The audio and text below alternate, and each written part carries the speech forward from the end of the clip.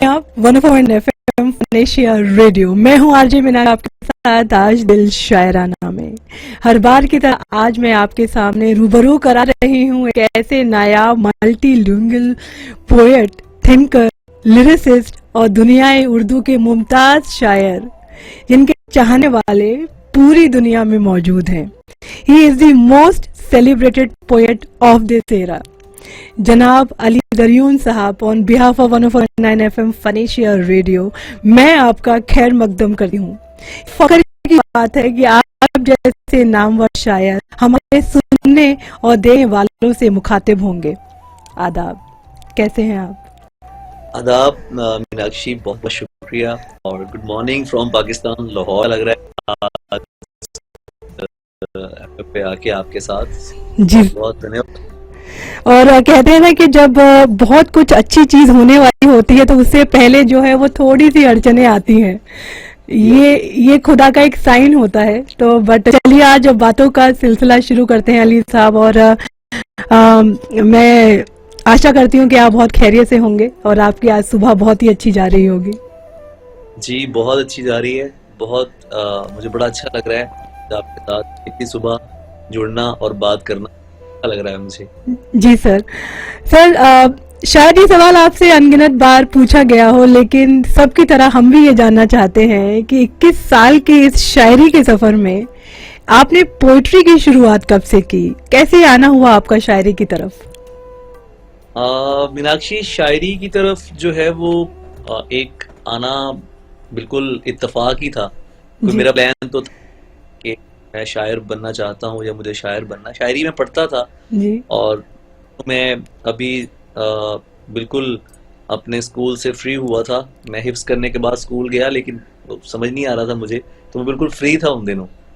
तो मुझे एक दोस्त आया और मुझे कहता कि यार इधर मोहल्ले में मुशायरा होता है। तो मैंने कहा यार क्या बात करते हो भाई, मुशायरे या इंडिया में होते हैं या कराची में होते हैं, तो यहाँ कहाँ से मुशायरे आ गए?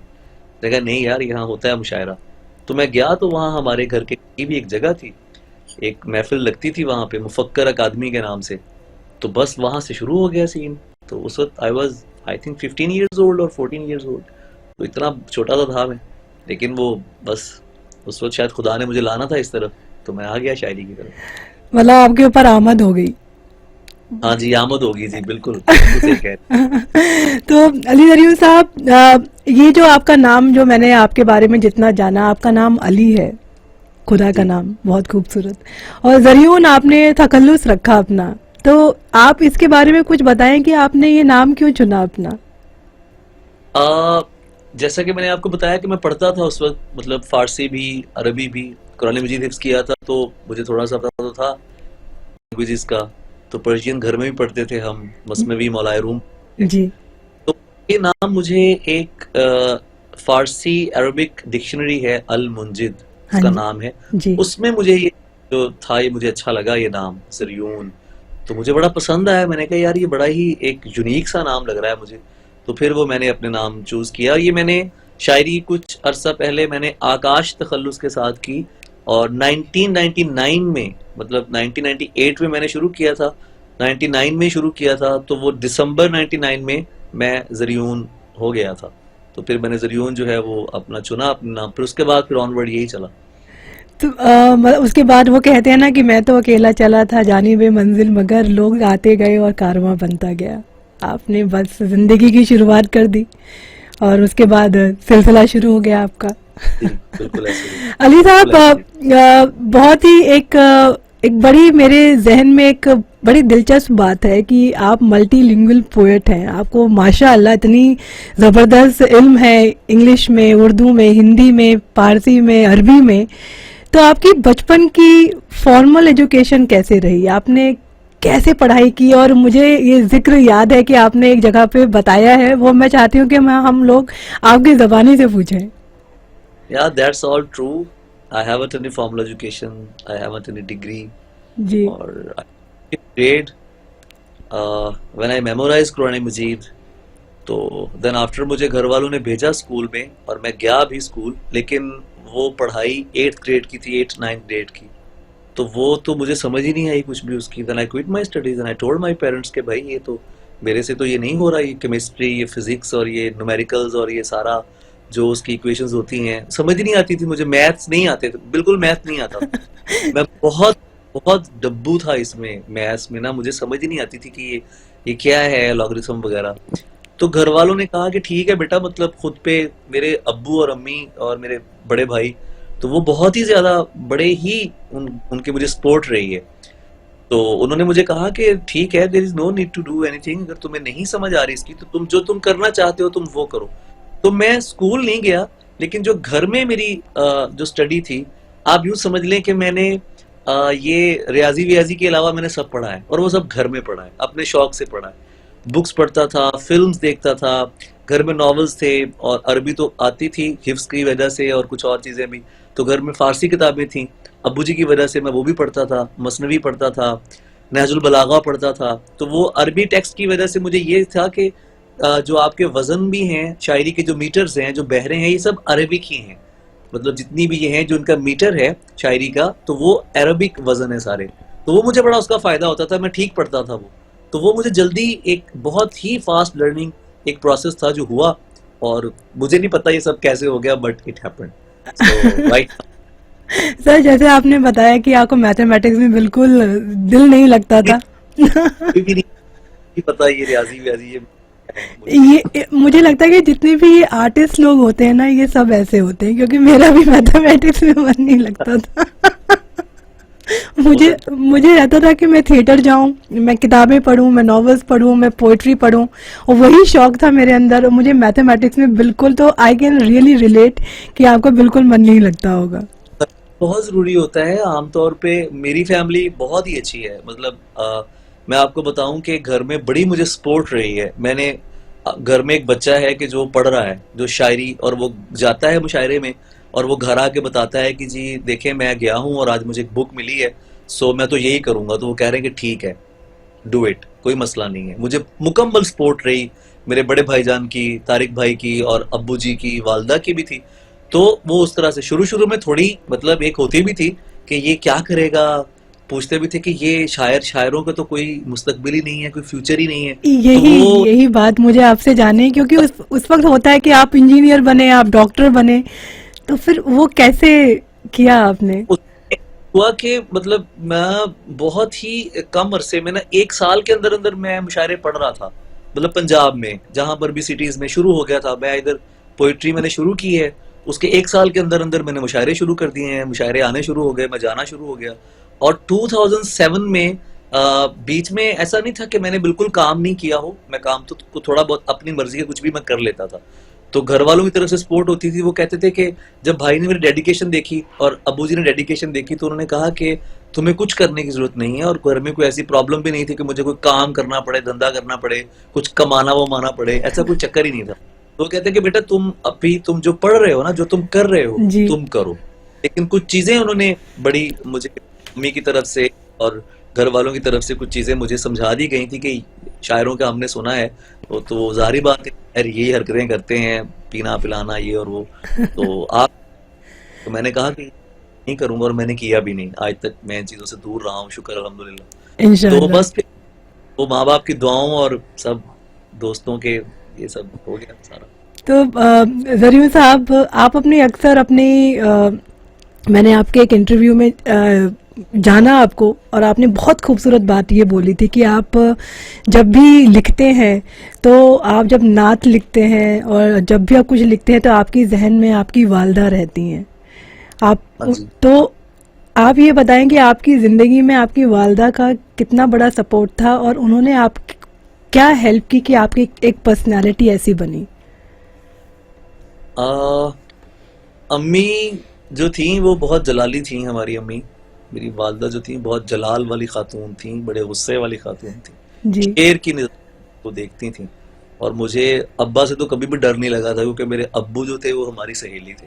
अच्छा। अब्बू अब्बू मतलब आमतौर पे घरों में बाप सख्त होते हैं और माएं नरम होती हैं, जी। लेकिन यहाँ होल्ड जो है वो मेरी वालदा का रहा है घर में। जी। तो मैंने देखा है अपने बाबा को भी कि अम्मी अगर कभी गुस्से में भी आई हैं तो अब्बू खामोश हुए हैं, और अब्बू ने कभी कोई बात नहीं की।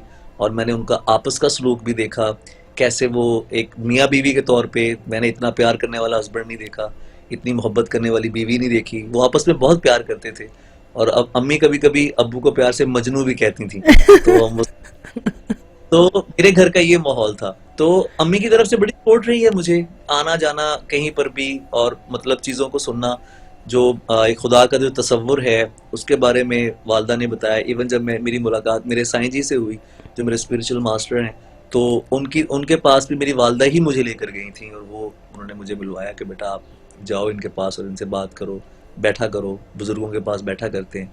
तो बाद का सारा सफर साईं जी की ज़ेरे निगरानी हुआ, उनकी तालीमात के ज़ेरे निगरानी हुआ। उनका जो सारा फैज़ान है, उनका सारा करम है, उन्हीं की वजह से है।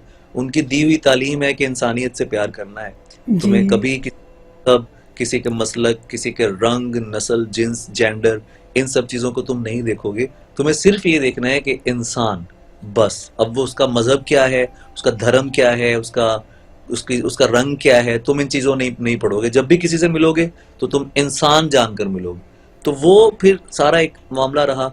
अभी भी जब मैं कोई कलाम लिखता हूँ कुछ इस तरह की तरफ, तो मैं कोशिश करता हूँ कि माँ का तसव्वुर ज्यादा से ज्यादा आए, क्योंकि खुदा जी भी यही कहता है, 70 माओं से ज्यादा प्यार करता हूँ अपनी मखलूक से, अपने बंदों से। तो मैंने हमेशा यही कोशिश की है कि जो लोगों के अंदर एक बिला वजह का डर पैदा किया गया है, कि वो गॉड फेयरिंग पीपल ना बने, वो गॉड लविंग पीपल बने, वो खुदा की तरफ आएं। और मेरी शायरी में भी आपको बहुत सारी चीज़ें इसी तरह नजर आएंगी। एक चीज़ मैं बता दूं कि हो सकता है कि मेरा डोर अभी नॉक हो, तो वो काम वाली जो बात बस अभी सुबह सुबह है, तो उसमें मैं आपसे थोड़ा नहीं नहीं सर, जैसे कि आपने माँ के बारे में इतनी खूबसूरत बात कही है, तो मेरी आपसे दरखास्त है, गुजारिश है कि अगर आप उन माँ के ऊपर बहुत कोई भी अपनी नज़्म सुना सकें जो आपने कभी डेडिकेट, और मुझे ये पता है कि आप हर साल उनके लिए कुछ ना कुछ लिखते ज़रूर हैं। मेरे लिए बड़ा मुश्किल होता है। अम्मी के सामने तो मैंने कभी भी शेर उस तरह से नहीं सुनाए थे, क्योंकि जी मेरा ताल्लुक एक पंजाबी से है। तो पंजाबी फैमिली में आपको पता है कि किस तरह से मामले होते हैं। तो जी मैं भी था तो छुप जाता था ना, उन्हें सुनाता नहीं था उस तरह से। अम्मी ने मुझे 2005 में देखा है टीवी पर। जब मैं टीवी पर आया हूँ तो फिर अम्मी को पता चला, मैंने अम्मी को बताया कि मेरा आज प्रोग्राम है, मेरा लाइव, मेरा इंटरव्यू है। वसी शाह तो साहब वसी, के साथ था आपका। जी बिल्कुल, उन्होंने मुझे बुलाया, तो फिर अम्मी ने पूरे मोहल्ले को बुलाया था, पूरा खानदान जमा हुआ था कि देखो मेरा जो बेटा है वो नेशनल टीवी पे आ रहा है। तो वो दिन मुझे याद है, और मैं सारी जिंदगी वसी शाह साहब का एहसानमंद रहूंगा इस बात पे। और वो बड़े भाई हैं और मैं उनकी इज्जत करता हूँ। ज्यादा इज्जत इसलिए भी करता हूँ कि उन्होंने मुझे उस वक्त एक मौका दिया था, और उनकी वजह से मेरी वालदा ने अपनी जिंदगी में वो सब चीजें देखी जो एक माँ को एक तसल्ली होती है कि मेरा बेटा एक अच्छी जगह पे जाए और नेशनल टीवी पे जाए, तो वो एक बड़ी चीज होती है। तो माँ के लिए एक शेर था कि वो लोरियों में सुनाती थी आयतें मुझको, वो लोरियों में सुनाती थी आयतें मुझको, मैं माँ की याद में इसमें खुदा को चूमता हूँ। क्या बात है सर, दिल को यहाँ लगा जाके एकदम। ये बस।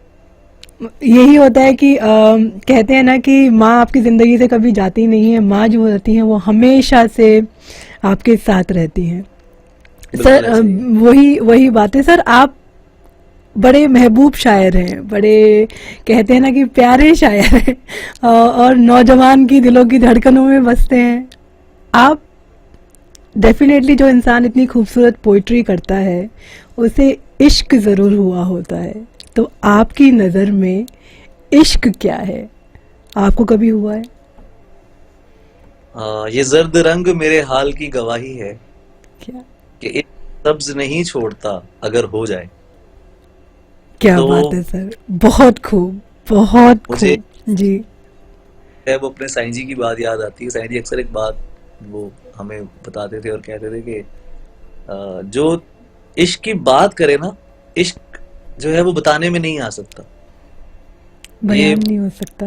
ये है कि जो नजर आती है किसी के हाल से, अगर ये हो आपके अंदर, तो ये आपको पूरा एक पैटर्न देता है। उस बंदे की आंखों से, उसके चेहरे से, उसकी बातों से, उसके हाल से नजर आना चाहिए अगर उसे किसी से इश्क है। तो मोहब्बत, इश्क का तो मुझे नहीं पता, मैं खामखा आपसे कहूँ कि इश्क ये है, इश्क वो है, मुझे नहीं पता इश्क क्या है और इश्क की कैफियत को बताना। बस ये जो मेरी यहाँ आपको चीज़ नज़र आती है, तो ये शायद वो मेरे अंदर का सच है कि जो मैं महसूस करता हूँ कि मैंने एक मोहब्बत मुझे हुई, और फिर उस मोहब्बत ने मुझे बहुत सी चीज़ों को बताया कि औरत क्या है, उसकी इज्जत क्या है, और अगर कभी आप बिछड़ जाएं या आपका आपका मेल या संजोग नहीं हो सकता, तो उसका मतलब ये हरगिज नहीं कि वो बुरा हो जाएगा बंदा, आप उसको बुरा भला कहना शुरू कर दोगे। मेरी शायरी में आपको कभी कहीं ये चीज़ नज़र नहीं आएगी कि मैंने कभी जिससे मोहब्बत की है, जिससे प्यार किया है, तो मैंने अपने किसी महबूब महबूब के लिए मैंने बुरा कहा हो, या उसको मैंने कोई इल्ज़ाम दिए हों, या उस पर कोई घटिया इल्ज़ामात लगाए हों। ऐसा कुछ भी नहीं है, क्योंकि मुझे ये तालीम ही नहीं है। मेरे नज़दीक मोहब्बत ये है ही नहीं है कि अगर आप बिछड़ गए हैं, जुदा हो गए हैं, या आपका ब्रेकअप हो गया है, तो आप अपने अब उसको एक तरह से शायरी में उसको जलील करना शुरू कर दो। ऐसा नहीं होता। तो मेरी शायरी में भी ये चीज़ नहीं है। तो शायद ये लोगों को अच्छा लगता है, और बहुत से लोगों को शायद अजीब भी लगता हो कि ये किस तरह से है, क्योंकि आमतौर पे शायरी में, ट्रेडिशनल पोइट्री में ऐसा होता ही नहीं है। पोइट्री में शिकवे किए जाते हैं और इस तरह की चीज़ें की जी। जाती हैं। तो ये कुछ है मेरे साथ मामला कि मेरे मोहब्बत के जो जो नज़रियात हैं, जो कंसेप्ट ऑफ लव है, वो मेरे नज़दीक थोड़ा चेंज है। तो ये है। तो सर इसमें कोई आप बहुत कोई ये यहाँ पर मैं फिर से आपसे दरखास्त करूंगी कि आप कोई अपनी नज्म या गज़ल जो आपको लगता है कि आपको बहुत अच्छे से, ये मैं जानती हूँ कि आप बयान नहीं कर सकते हैं, लेकिन जो शायर लोगों की कलम होती तो है जाहिर वो दिल जी, की। शायरी जी। जी, मैं आपको ज़रूर कुछ सुनाता हूँ। ऐसा जी। नहीं है, मैं आपको सुनाता हूँ। एक नज़्म है, वो मैं आपको सुनाता हूँ कि हम जो होते हैं किसी याद के बांधे हुए लोग, क्या बात। पे इल्ज़ाम वफ़ा यूं भी बहुत जचता है। क्या बात। हम के लोगों में अली बांटे ही इतना गए हैं, वक्त अपने लिए बचता है तो कम बचता है। क्या बात। हमने तरदीद मलामत तो कभी की ही नहीं, जब कोई लफ्ज कहा भी है तो सीने से कहा। सब्र की दाद कभी गैर से मांगी ही नहीं, आह मौला ने सुनी हाल मदीने से कहा। क्या बात। शाह मंसूर की आंखों का इशारा जो हुआ, हमने बाजार में बुल्ले की तरह रक्स किया। दावाए फक्र न ऐलान विलायत हमको, आईने जानते हैं हमने किसे अक्स किया। क्या बात। ये हिज्र में, खानाए हिज्र में हिजरत से बना चाक तो है, कीमती गर न सही इश्क की पोशाक तो है। दस्ते कम ज़र्फ कुजा निस्बत शह हर्फ कुजा, अपने हिस्से में अली ममलकत खाक तो है। एक ही दर है कि हम जिसके गदा हैं बाबा, क्या बात। गौर एक कि हम किस में फना हैं बाबा। क्या बात। हम हैं किसी याद के बांधे हुए लोग, हम पे इल्जाम वफा यूं भी बहुत जचता है। क्या बात है, हम पे इल्ज़ाम वफ़ा यूं भी बहुत जचता है। तो इतनी खूबसूरत बात कहते हैं ना कि अंदाज़े बयां हो तो फिर ऐसा हो कि जो सीधा दिल से निकले। और सर आपकी जो मुझे बहुत अच्छी और नायाब बात ये लगती है कि आप आसान तरीके में बात कर देते हैं, समझ में आती है। और जो मुझे समझ में आया कि आपकी जो राइटिंग है वो हमेशा मोटिवेशनल की तरफ रही है। जितने आम मैं इतने मैं अपने आप को बहुत खुशकिस्मत मानती हूँ, जितने भी मैंने शायर पढ़े तो वो हिज्र के ऊपर बोल रहे होते हैं, फना हो गए, लुट गए, कुछ ना कुछ उनको बोल रहे होते हैं। लेकिन मैंने आपकी शायरी में जो ऑब्जर्व किया वो ये है कि आप खड़े हैं और ये मैं हूँ, ये मेरा अस्तित्व है, और ये मैं हूँ, और ये मैं अली हूँ, और मैं खुदा का बंदा हूँ, और जो ऐसा ही है, खुदा और इश्क सब मेरे अंदर है। ऐसा ही है। और जी। ये जानते हैं, शायरी में मैंने जब बहुत शुरू में ये चीज मैंने ऑब्जर्व की थी। जी। अच्छा, ये मैंने इंटेंशनली तो बहुत कम किया होगा, मैं ऐसा हूं ही ऐसा, मतलब मैं अंदर से ही ऐसा हूं कि मुझे ये सब बहुत अजीब लगता था।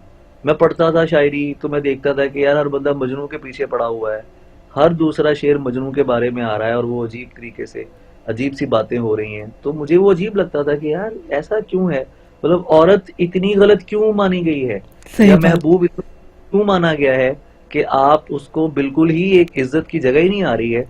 मोहब्बत का कॉन्सेप्ट वही है कि मैं मार दूंगा, ये कर दूंगा, वो कर दूंगा। ठीक है, पोजेसिव होता है इंसान, मैं बुरा नहीं कहता लोगों को। हिजर पे मेरा भी कलाम काफी हिजर पे है, लेकिन वो शायद उस तरह का हिजर नहीं है, वो फैशन वाला हिजर नहीं है, जी। वो कुछ और है। मतलब अब मैं ये बात करता भी हूँ कि माजरत, अगर आप मेरी शायरी पढ़ें, या जैसा कि आपने देखा होगा, जैसा भी आपने मोटिवेशन की बात की कि उसमें नजर आती है, तो वो भी एक कॉन्सेप्ट है जी। कि ऐसी मेरी कि तुम्हें औरत सभी मानेंगे, देवी कौन मानेगा। सही ये बात। बात भी, मतलब इस तरह की लाइनें आती हैं। तो इज्जत सबसे पहले है, जी सबसे पहले इज्जत, कि आप किसी चीज को इस तरह से ऑब्जेक्ट मत बनाएं। इफ यू लव समवन, तो इसका ये हरगिज मतलब नहीं है कि वो आपकी शायरी के लिए कोई एक इस तरह का मटेरियल बन गया है कि अब आपको उसको बिछड़ के आपने उसको पोर्ट्रे करना है इस तरह करके कि वो लोगों से वो सिंपथीज इकट्ठी करनी है कि मेरे साथ तो बहुत जुल्म हो गया, मैं तो मर गया। और बेशक किसी को क्या पता कि आपने किया है कि आपके साथ हुआ है, जी तो कोई सर। पता नहीं। शायर इसी तरह के होते हैं। तो मुझे हमेशा से ये लगता था कि शायरी में कुछ इस तरह की बात होनी चाहिए कि जो आपका पर्सनल गम है, जो जाती दुख है, वो आफाकी बने। जी तो सर। बहुत से लोग, तो अगर कोई शेर आपको पढ़े, कोई शायर आपको कोई शेर आपका पढ़े कोई बंदा, तो उसको तसल्ली हो। सुन रहे हैं आप 104.9 एफएम फनेशिया रेडियो। मैं हूं आरजे मीनाक्षी, आपके साथ आज दिल शायराना में। हर बार की तरह आज मैं आपके सामने रूबरू करा रही हूं बहुत ही खूबसूरत और नायाब शायर को, जिनका नाम है जनाब अली ज़रियून साहब, जो कि सीधा आज हमारे साथ पाकिस्तान से कनेक्टेड है। और ये मैं अपनी खुशकिस्मती समझती हूँ कि आज अली ज़रियून साहब हमारे साथ 104.9 एफएम रेडियो पर हैं, और आज हमारे जितने भी लिसनर्स हैं वो आज उनको सुन तो रहे हैं, वो साथ साथ उनको देख भी सकते हैं। आप बिग फैन ऐप टीवी पर मोबाइल पे जाकर के डाउनलोड कर सकते हैं, और आप देखिएगा कि कितनी खूबसूरत शख्सियत आज फनेशिया स्टूडियो पे मौजूद है। Welcome sir again 104.9 FM radio पे आपका। तो मच- जी सर, तो अभी हम लोग जैसे कि हम लोग बातों का सिलसिला आगे अब बढ़ाते हैं कि सर आपकी नज़र में शायरी क्या है? मेरी नजर में शायरी सच है, जी सांस लेना है शायरी। मैं अब आके ये बात समझ आई है कि शायरी मेरे नज़दीक क्या है, और वो सांस लेना है। मैंने एक शेर कहा था कि शायरी, इससे दुनिया को देखता हूं मैं, शायरी मशगला नहीं मेरा, क्या बात। इससे दुनिया को देखता हूं मैं। तो मीडियम है पोइट्री मेरे नज़दीक। तो शायरी, this is my only domain and the only medium to be myself, to convey myself to whole world. तो इसके अलावा तो मैं कुछ और कर ही नहीं सकता हूँ। तो यही वो एक वाहिद चीज़ है कि जिसमें मेरा सच पूरी का पूरा बयान होता है। क्या तो बात है। जिंदगी का दूसरा नाम मेरे नज़दीक पोइट्री है, शायरी। बहुत खूबसूरत साहब। अली साहब, आपको पढ़ने का बहुत शौक है, जाहिर सी बात है कि आप पोएट हैं, तो आपने काफ़ी सारे पोएट्स भी पढ़े हैं और आप पढ़ते भी रहते हैं माशाल्लाह। तो किन शायर से, पोएट से आप सबसे ज़्यादा मुतासिर हुए? आपकी ज़िंदगी में आपको लगता है कि उनकी एक छाप है आपके ऊपर? छाप तो किसी की नहीं होती, हम्म। क्योंकि तख्लीक आप तख्लीक कर रहे होते हैं। जी शुरू में, आप बहुत शुरू में शेर कह रहे होते हैं, तो उस वक्त आपको, आपके लहजों में बहुत सारे लहजे होते हैं जब आप जी शुरू में शेर। जी इसमें ऐसा होता है कि आप जब अपने पसंदीदा लोगों को पढ़ते हैं जी तो उनका भी कहीं ना कहीं मिसरों में आता है। जी तो क्योंकि इब्तदा होती है आपकी, आप एक लर्निंग प्रोसेस से गुजर रहे होते हैं, तो उसमें आपको नजर आती हैं चीजें, आपके लहजे में भी चीजें आती हैं। जी तो ऐसा तो नहीं कि छाप का तो नहीं पता, लेकिन मुझे मीर साहब बहुत पसंद है। जी गजल का जो लहजा है, जो मीर साहब का लहजा है, जो मीर तकी मीर, जी जिनका मैं जिक्र मुझे बहुत पसंद है। और उनके यहाँ जो एक मामला आता है, इज्ज का जो मामला आता है, बड़ा मजेदार आता है। गालिब की शोखी मुझे बहुत पसंद है। गालिब के यहाँ जो एक अना का तस्वुर आता है, वो मुझे बहुत पसंद है। अलग ही गालिब शायर मुझे थे वो, बिल्कुल दिखता था, उनकी अना अलग से दिखती थी। जी कहेंगे हम हजार बार कोई हमें सताए क्यों, तो हाँ वो नहीं खुदा परस्त, जाओ वो बेवफा से ही, जिसको हो दीनो दिल अजीज उसकी गली में जाए। जय क्यों। दूध के साथ वो आते हैं। तो फिर जॉन साहब हैं, फिर सलीम कौसर साहब हैं, और इरफान सिद्दीकी साहब हैं। सरवत सबसे ज्यादा करीब, जो एक शायर मेरे सबसे ज्यादा, जिसकी फिजा, जिसकी शेरी फिजा मुझे हार्ट करती है। अभी भी सरवत की किताब मेरे सराहने पड़ी है। सरवत हुसैन साहब की किताब। और सर, मैं तो आपसे पढ़िए। यहाँ यही मैं आपसे दरखास्त करना चाहूँगी कि आपने इतनी खूबसूरत एक गज़ल लिखी थी, और जहाँ पर अभी अभी हमने ब्रेक से पहले बात कर रहे थे कि आप प्यार के ऊपर, इश्क के ऊपर, मोहब्बत के ऊपर और एक औरत के ऊपर भी एक बात को समझा रहे थे। तो आपने एक बहुत खूबसूरत गज़ल लिखी है सरवत साहब को, जिसमें जिक्र किया, और मेरी आपसे दरखास्त है कि आप ज़रूर से वो गज़ल हमारे तमाम सुनने और देखने वालों के लिए सुनाएं। मैं बिल्कुल सुनाता हूँ। वो गजल जो है वो सरवत हुसैन को मैं डेडिकेट करूंगा। जी बहुत से लिखने वाले हैं जो हमारे पढ़ने वाले हैं जी भारत में, हिंदुस्तान, पाकिस्तान में जो यंग नस्ल है, जो नई नस्ल है, उन्हें सरवत को शायद देखा भी नहीं होगा। तो मेरे पास ये सरवत की किताब मौजूद है। जी। तो ये सरवत अगर उसके ऊपर है, ये आप देख सकते हैं कि ही इज द सरवत हुसैन। इनकी इनकी नजर है, ये सरवत साहब की नजर है। जी। तो सरवत को पढ़ती हो, क्या बात। इतनी अच्छी, तुम सरवत को पढ़ती हो, कितनी अच्छी लड़की हो, बात नहीं सुनती हो क्यों, गजलें भी तो सुनती हो, क्या रिश्ता है शामों से, सूरज की क्या लगती हो, क्या बात। लोग नहीं डरते रब से, तुम लोगों से डरती हो, खूबसूरत। तो जीता हूं तुम में, तुम क्यों मुझ पर मरती हो, आदम और सुधर जाए, तुम भी हद ही करती हो, क्या बात है। प्यार है ये तबलीग नहीं, किस चक्कर में पड़ती हो, मिसरों में बातें करना तुम आसान समझती हो, मिसरों में बातें करना तुम आसान समझती हो, मैं बहुत। जन्नत से था और तुम मुझसे निकली हो, क्या बात है। किसने जीन्स करी ममनू, पहनो अच्छी लगती हो। बहुत और खूबसूरत सर। और ये जो लास्ट आपका, जो लास्ट का जो आपने लाइन बोली है, लफ्ज बोले हैं, मैं चाहती हूँ कि इसमें आपके पीछे की जो सोच है, वो मेरी दरखास्त है कि आप जरूर बताएं कि आपने वो क्या सोच के इतनी गहरी बात लिखी, और आपने मोटिवेशन लिख रहा है इसमें आपकी बात पे। देखिए, ये एक बड़ा सेंसिटिव एक सब्जेक्ट है, जी। मसला है बहुत बड़ा, जी। रहते हैं तो। और ये गजल 2014 की है, तुम सरवत को पढ़ती हो, दिस इज 2022। जी। तो के पस मंजर को जानने के लिए उस वो जो आज से 6-7 साल पहले पीछे जाना पड़ेगा आपको, जी। कि ये उस वक्त शेर कहा गया था 2014 में, कि किसने जीन्स करी ममनू, पहनो अच्छी लगती हो। आज भी बहुत से तालीमी इदारों में लड़कियों के जीन्स पहनने पे पाबंदी है, जी। उनको पहन नहीं सकती हैं पाकिस्तान में, यहाँ पर यूनिवर्सिटीज में, और ऐसा कुछ समझा जाता है कि लड़कियों को जीन्स नहीं पहननी चाहिए। जी। तो इस बात थी कि क्या इसमें बिगड़ जाएगा जब एक मर्द जीन पहन सकता है, एक लिबास है, और this is a very simple and common thing. कोई ऐसी चीज नहीं है कि जो आप किसी को कोई स्कर्ट पहनने का कह रहे हैं या कुछ इस तरह की बात कर रहे हैं। जीन एक सिंपल लिबास है, जी। और अगर एक बंदा पहन सकता है तो लड़की के पहनने में क्या कबाहत है, जी। आप उसे क्यों मना करें। उसे नहीं रोकना चाहिए इस चीज से, मेरे ख्याल में वो लिबास पहन रही है, और इससे जज मत करें किसी को कि लड़का पहनेगा तो ठीक है, लड़की पहनेगी तो वो, इसके हमें हमारे जो है वो जज्बात हर्ट होते हैं और हम ट्रिगर होते हैं और हमें इस तरह का अजीब फील होता है। तो अगर किसी लड़की को जीन्स में देखकर कोई बंदा ट्रिगर हो रहा है, उसके जज्बात ट्रिगर हो रहे हैं, तो मेरा ख्याल है कि उसके दिमाग में मसला है, लड़की के लिबास में कोई प्रॉब्लम नहीं है। उसे अपने बिल्कुल। दिमाग में चाहिए कि उसे क्यों मसला हो रहा है, क्योंकि लड़कियों को तो कोई मसला नहीं हो रहा भाई आपके जीन्स पहनने से।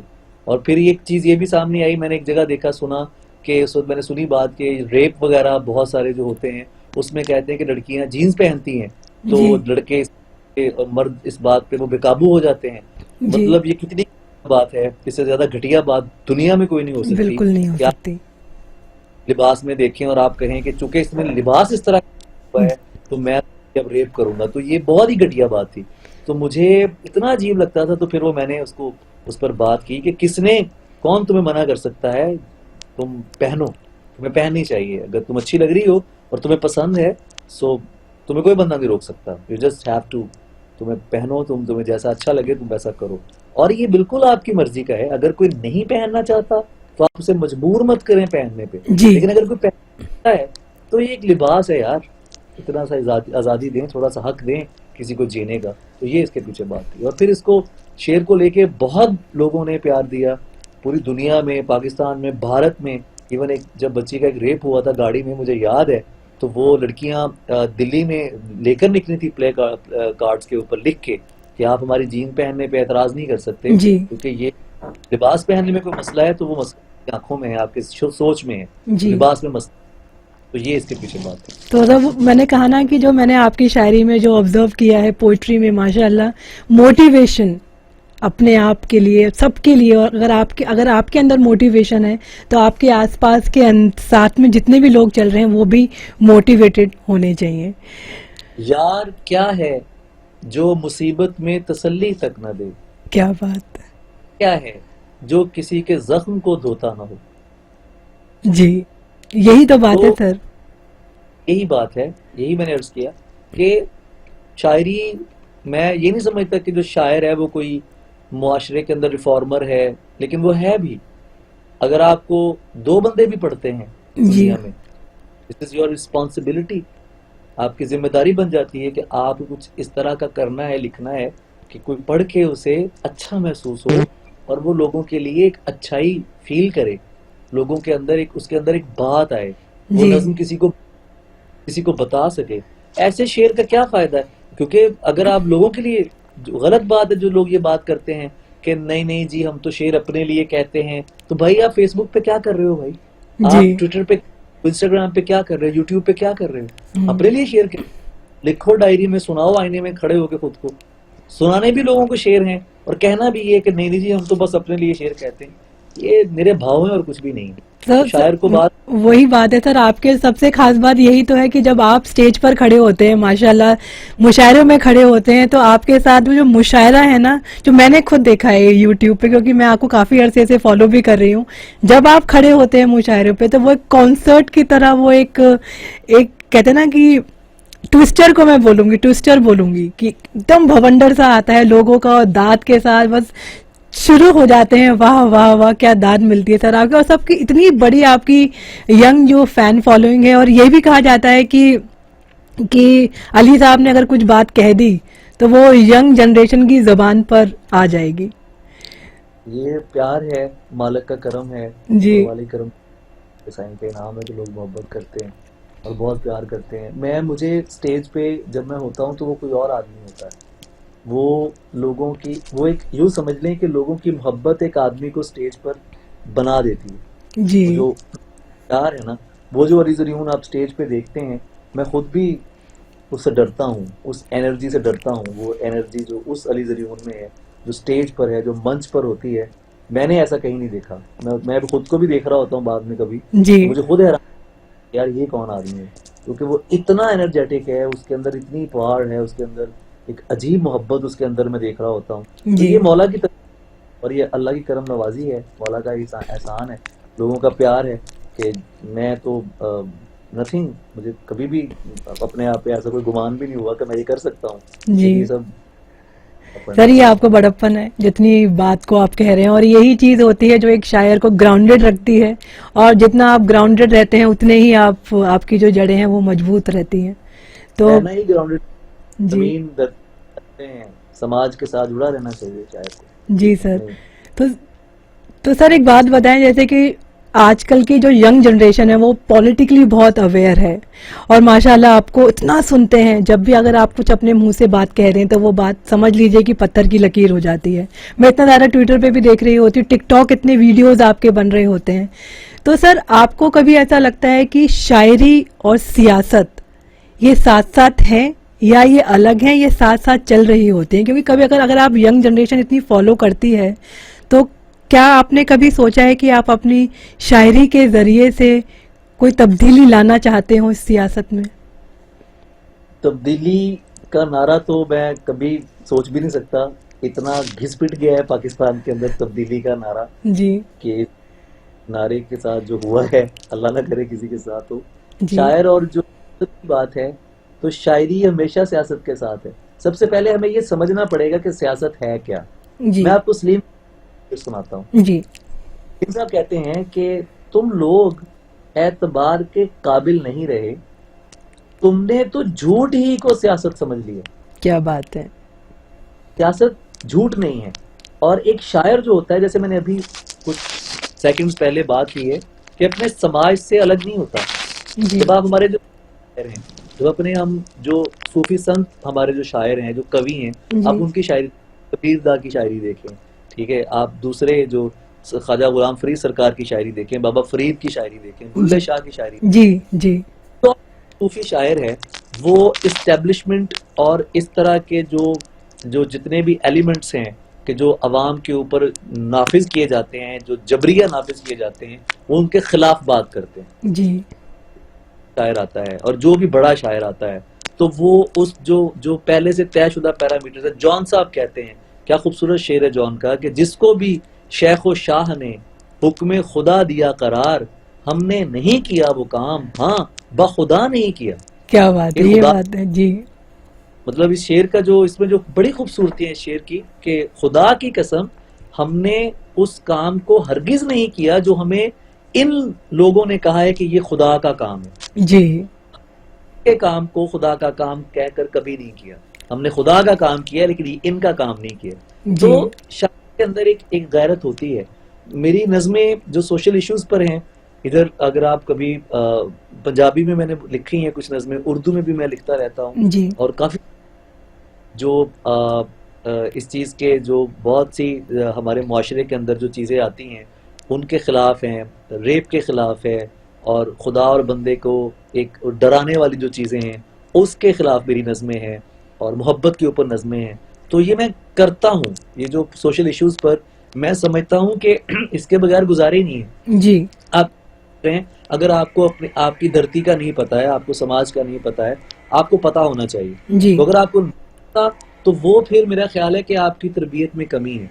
जैसे साहा लुधियानवी साहब की नज़में हैं, जॉन साहब की नज़में जी। हैं, जी। जो एक तवील लिस्ट है, फैज साहब हैं, फराज साहब हैं, कोई बड़ा गालिब है, जी। गालिब हैं, जी। गालिब के ऐसे आपको मिल जाते हैं। अगर शेर में कम मिलेगा तो नसर में मिल जाएगा। तो कहने का मतलब ये है कि कोई भी बड़ा शायर जो है, जो भी बड़ा शायर है, वो अपने समाज से अंधा नहीं होता, उसकी जी। नजर अपने समाज के अंदर होती है, डीपली समाज के अंदर होती है। वो सियासत को समझ रहा होता है, उतार चढ़ाव को समझ रहा होता है, अपने पूरे जो उसका एक पूरा एक संतुलन है जिसको कायम रखने के लिए, उसको वो देख रहा होता है कि ये क्या क्या चीजें चल रही हैं। तो बहुत जरूरी है, ये बहुत जरूरी है। ये बहुत ज़रूरी है सर। मतलब मैं जैसे कि मैं मेरे बहुत ही पसंदीदा शायर में से आते हैं फैज़ अहमद फैज़ साहब, अहमद फराज साहब। और ज़िंदगी में जब मैंने पहली शायरी पढ़ी, जिनको मैंने समझना शुरू किया, वो थे जॉन एलिया साहब। और यकीन माने कि 6 महीने तक जॉन साहब मेरे यहाँ पर बिल्कुल अंदर सवार रहे थे कि मैं इतनी ज़्यादा जॉनियत में चली गई थी कि समझ में ही नहीं आ रहा था कि ये हो क्या रहा है, मेरे साथ क्या हो रहा है। मुझे लगता है कि जॉन एलिया साहब मेरे अंदर आ गए हैं। तो एक वो मोटिवेशन और एक वो झिंझोड़पन, गुस्सा, हर चीज़ को लेकर के, पार्टीशन को लेकर के, अपने वजूद को लेकर के, उस तरफ मैं फैज़ साहब को पढ़ रही होती थी। फैज़ साहब की एक मुझे बहुत खूबसूरत बात याद आई कि उन्होंने कहीं पर ये कहा था कि जब आप किसी को बहुत ज़्यादा इश्क करते हैं, अगर आप मोहब्बत करते हैं, अगर आप मोहब्बत करना जानते हैं, तो मोहब्बत आपके महबूब से और आपके देश से बराबर की है। बिल्कुल ऐसा है। और फैज साहब का जो इस्तारे हैं, जो उनका जो आता है नज़र, तो वो निगारे वतन, मतलब महबूब वतन को अपना महबूब कहते हैं। जी। उनका एक अलग अंदाज है। देश, धरती सबसे पहले है। जी। और कतई मतलब नहीं ये होता कि अगर आपको आपके झंडे से प्यार है तो किसी दूसरे देश के झंडे से नफरत है, ये नहीं। जो भी प्यार करने वाला होता है उसके लिए सारे झंडे बराबर होते हैं। बल्कि मैं तो झंडों से भी आगे की बात करता हूँ। मैंने एक जगह ये भी कहा था कि मेरा झंडों से जी उब गया, क्या बात, कोई चुनरी दे लहरावन को, क्या बात है सर। शुभ नाम दिया तुझे गावन को, जा आग लगा दे रावण को। मेरा झंडों से जी उब गया, कोई चुनरी दे लहरावन को। कि मेरे नजदीक तो जो एक चुनर है वो भी एक झंडा ही है, जी। उससे बड़ा होगा। क्या बात, तो तरह भी है जी। क्या रूहानी बात आपने कही। मैंने कहा ना कि जब आप बात कर रहे होते हैं बस आप सुनते नहीं हैं, आपको सुनते ही रहते हैं। और जब भी शुरू करती हूँ माशाल्लाह आपका मुशायरा, वो 25 मिनट की क्लिप जो होती है, 30 मिनट की क्लिप हो रही है, फिर मैं नेक्स्ट क्लिप देख रही होती हूँ, तो वो हर बात पे नई बात समझ में आ रही होती है आपके बारे में। तो सर, आपको मेरा एक बड़ा एक सवाल मेरे अंदर आया कि आपको लोग जोगी कहते हैं, आपको संत कहते हैं, आपको आज़ाद रूह कहते हैं, आपको रेबिलियस कहते हैं, बहुत सारे नामों से आपको नवाजा गया है। मेरी आपसे ये दरखास्त है, आपके अल्फाज में, एक लाइन में अली ज़रियून कौन है? दिल। मैं दिल हूँ। बस, जो बसता है, मैं सिर्फ धड़कता है। मैं सिर्फ- और मन हूँ मैं। मन के अलावा मैं कुछ नहीं हूँ। इसके अलावा मुझे नहीं अपनी कोई तारीफ नजर आती है। मैं डेफिनेशन अगर मैं खुद को डिफाइन करूँ तो शायद मैं कहूँ कि मौज, मन, दिल, कैफियत, फील, ये हूँ मैं। बस, इसके अलावा हाँ जी। बहुत खूबसूरत बात सर। शायरी के अलावा आपके क्या शौक है सर? आप शायरी के अलावा क्या करना पसंद, शायरी नहीं कर रहे होते तो आप क्या कर रहे होते हैं? शायरी ने मुझे दूसरे शौक के लिए जोड़ा ही नहीं, लेकिन मैं सीधू मैं बुक्स पढ़ता हूँ जी। और थिंक करता हूँ। शायरी मेरे पैशन ही प्रोफेशन हो गया। जी। तो अब तो वक्त बिल्कुल भी नहीं पर आने जाने का या अपनी तरफ से। तो मैं शायरी ने मुझे मुल्कों मुल्कों घुमा फिरा दिया है। बहुत सी जगहों पे आना जाना हो जाता है। जी। तो इसके अलावा जब वक्त मिलता है तो मैं सीजन्स देखता हूँ, मैं फिल्म देखता हूँ, किताब पढ़ता हूँ। किताब तो मुझे लाजमी पढ़नी होती है, कुछ ना कुछ मुझे पढ़ना है। अभी तो अपने आजकल सर आप 40 मुझे याद आ रहा है रूमी की, अभी अभी मैंने खुद वो किताब पढ़ी, 40 रूल्स ऑफ लव पढ़ रहे हैं आजकल आप? वो मुझे बहुत पसंद है, वो मैं बार बार पढ़ता हूँ। जी। कुछ फिल्में मैं देखता हूँ, जैसे हम गाने कुछ सुनते हैं, इसी तरह कुछ किताबें हैं जो मैं बार बार पढ़ता हूँ। जी। तो जब भी अंदर से आवाज आती है कि हेलो, बहुत भर गए हो, चलो अब थोड़ा सा खाली होना है, जरा चलो, तो फिर मैं सोचता हूँ कि हाँ यार पढ़ते हैं। तो जी। फिर मैं फ्लो पढ़ता हूँ और बहुत सारी किताबें। तो ये मेरा शौक है। जी। और म्यूजिक, अब म्यूजिक गाने सुनता हूँ, लिखता हूँ। सर तो ये है। आपका कोई फेवरेट जो आपका ऑल टाइम म्यूजिक सॉन्ग हो, कुछ भी हो, आप कोई सुनना जो मुझे बार बार पसंद किसी करते हैं सुनना? अगर आप मुझे तो अभी याद है कि मैं एफएम पे हूँ, तो यहाँ पे तो मैं कोई भी गाना सुन सकता हूँ। जी। तो मुझे अरिजीत का एक गाना बहुत पसंद है, जी। माई तेरी चुनरिया लहराई। मैंने अगर कहा वो था आप ना सर, आपके जबान पे आपकी हर चीज में आपकी अम्मी जान नजर आती है, माई तेरी चुनरिया लहराई। प्लीज वो सुना। वो जरूर सुनाऊंगी सर आपको। और मैं, मेरे पास अल्फाज नहीं है, तहे दिल से मैं आपका शुक्रिया अदा करती हूँ कि आपने अपने इतने कीमती वक्त में हमारे लिए वक्त निकाला। और मैं अपने आप को खुशकिस्मत समझती हूँ कि डैलस के लिसनर्स को मैं आपसे रूबरू करा पाई। मैं, मैं खुद बहुत शुक्रगुजार हूँ मीनाक्षी आपका, और मुझे बहुत अच्छा लगा है कि आपसे बात करते हुए मुझे बिल्कुल भी लगा ही नहीं कि मैं पहली बार आपसे बात कर रहा हूँ। मुझे बिल्कुल ऐसे लगा है कि कोई मेरी दोस्त हैं जिनसे मैं बात कर रहा हूँ, और आप दोस्त ही हैं। जी सर। मालिक आपको अच्छा रखे, खूबसूरत रखे और प्यारा रखे और सरसब्ज रखे। और जो सुनने वाले हैं, मेरी दुआएं उनके लिए, प्यार करते रहें, शेर सुनते रहें और जीते रहें, मोहब्बत करते रहें। जी। सर बहुत बहुत शुक्रिया सर। और मैं ये गाना आपकी नज़र करना चाहती हूँ कि आप जाने से पहले कुछ देर ये हमारे साथ बने रहें और ये गाना आप सुन करके जाएं। मैं जी मैं सर, सुन रहा आपके लिए पेशे खिदमत। हूँ। आ रहा हूँ।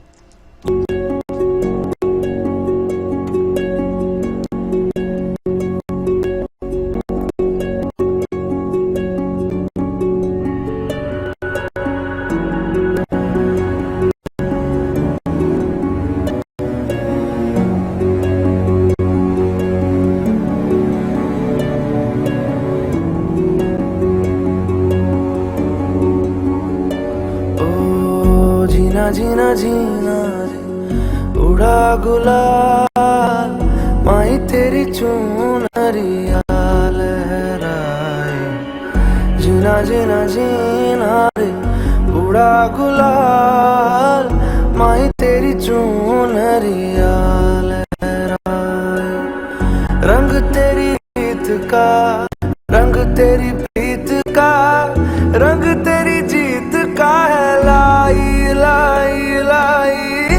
रंग तेरी रीत का, रंग तेरी प्रीत का, माई तेरी चुनरिया लहराई। जब जब मुझ पे उठा सवाल, मारी तेरी चुनरिया लहराई।